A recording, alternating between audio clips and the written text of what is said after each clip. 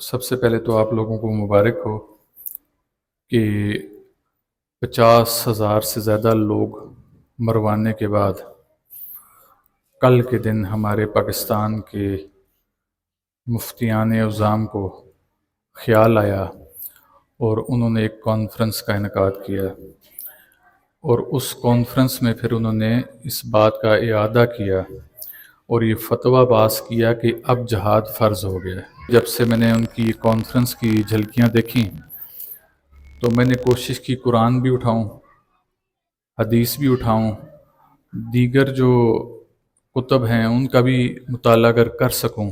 آج کل نیٹ کا دور ہے، آپ کوئی لفظ لکھ کے ڈالیں تو آپ کے سامنے اس کے بارے میں پوری تحریر آ جاتی ہے۔ تو میں نے کوشش کی مواد اکٹھا کروں جہاں پر مجھے لکھا ہوا مل جائے کہ جہاد فرض تب ہوتا ہے جب کم از کم 50-60 ہزار بندہ جس میں بچے عورتیں شامل ہوں، تب جا کے جہاد فرض ہوتا ہے۔ کیا آپ لوگوں کی نظروں سے ایسی کوئی تحریر گزری ہے کہ اتنے ہزار لوگ مریں گے تو پھر جا کے آپ لوگوں نے جہاد کرنا ہے؟ تو میں سمجھتا ہوں کہ بہت بڑی نااہلی ہے۔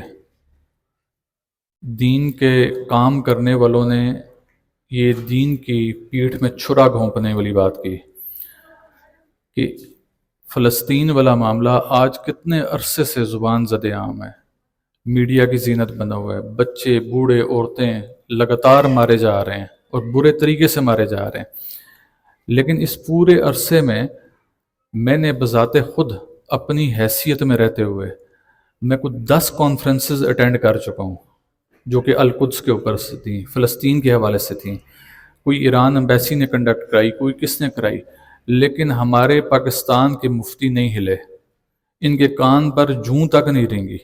اور آج میں کل ایک مفتی صاحب کی بات سن کے میں نے ضروری سمجھا کہ اس کے اوپر بیان کروں کہ وہ صاحب فرماتے ہیں کہ اب 50 کے 52 ہزار لوگ قتل ہو چکے ہیں، تو اب جہاد فرض ہو گیا ہے۔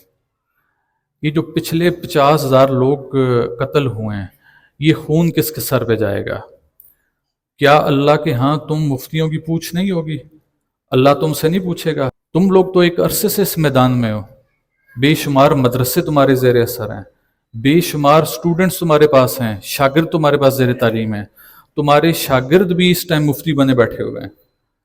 تو اتنی ورک فورس ہونے کے باوجود، اتنا وہ کہتے ہیں کہ زبان سے سے ہونے کے باوجود، کہ لوگ جو سے اس کو بولتے ہیں جس کی لوگ سنتے ہیں، جو لوگوں میں مشہور ہوتا ہے اس کے لیے، تو اتنی سے ہونے کے باوجود بھی تمہیں آج 1.5 سال سے تو ہم دیکھ رہے ہیں فلسطینی مر رہے ہیں، تو 1.5 سال میں فرض نہیں ہوا یہ جو جہاد ہے۔ آج جا کے ان کو خیال آیا جب انہوں نے دیکھا کہ یہ نہ ہو کہ دنیا اب ہمارے گریبان پہ ہاتھ ڈالے، ہماری اپنی عوام، ہمارے اپنے شاگرد اٹھ کے ہم سے پوچھیں اور بھائی تم صرف نمازیں پڑھانے کے لیے رہ گئے ہو یا لوگوں کے قتل کے فتوے جاری کرنے کے لیے رہ گئے ہو؟ کسی کی نماز ہے، وہ ٹھیک پڑھ رہا ہے، جیسے ہی پڑھ رہا ہے تم اسے ٹھیک کرانے کے فتوے جاری کر دیتے ہو۔ کوئی انسان قرآن بیان کرتے تم کہتے ہو اس کا ظاہری تلفظ ٹھیک نہیں ہے، یہ لحن جلی کی غلطی کر رہا ہے۔ کیا تمہارے سے اللہ یہ پوچھے گا تم لوگوں کی لحن جلی والی غلطیاں ٹھیک کراتے رہ گئے ہو؟ تم سے پوچھ اس چیز کی ہونی ہے کہ تمہارے ہوتے ہوئے اتنی دنیا ماری گئی اور تمہارے منہ سے کوئی الفاظ نہ نکلے، اور آج جا کے تم 1.5-2 سال بعد کہتے ہو جی کہ اب جہاد فرض ہو گیا ہے۔ یہ جہاد فرض اس وقت سے ہو گیا تھا جب سے فلسطین کا مسئلہ شروع ہوا، جب سے وہاں پر عورتوں، بچوں، بوڑھوں کو مارنا شروع کیا گیا، یہ جہاد اس وقت سے فرض ہوا ہوا تھا۔ لیکن یہ تم لوگوں کا کام تھا کہ تم اس وقت اٹھتے اور حکومت کو جگاتے، تم حکومت کی صفوں میں بھی موجود ہو، وہاں پر بھی تمہاری بات سنی جاتی ہے۔ یہ کبھی آپ کسی بڑی کانفرنس کا ایسا بنے نا تو آپ کو پتہ چلے گا یہی وہ مفتی ہوتے ہیں جن کو سب سے پہلے کہتے ہیں جی تسی بولو، اور پہلا نمبر ہی ان کا ہوتا ہے، مائک ہی انہی کا کھولا جاتا ہے۔